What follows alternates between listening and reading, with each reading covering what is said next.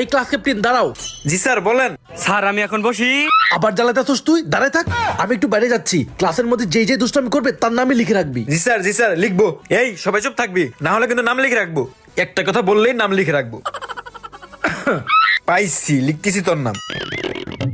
তোর নামও লিখতেছি। দাঁড়া, তোর নামও লিখতেছি। স্যার নাই, এখন বসে পড়ি। আজকে কারো রক্ষা নাই, যে কথা বলবি তার নামই লিখবো। হ্যাঁ ক্লাস ক্যাপ্টেন, কার কার নাম লিখেছো বলো। যার যার নাম খাতায় লেখা হয়েছে তারা সবাই ক্লাস থেকে বের হয়ে যাবি। এই নাম বল।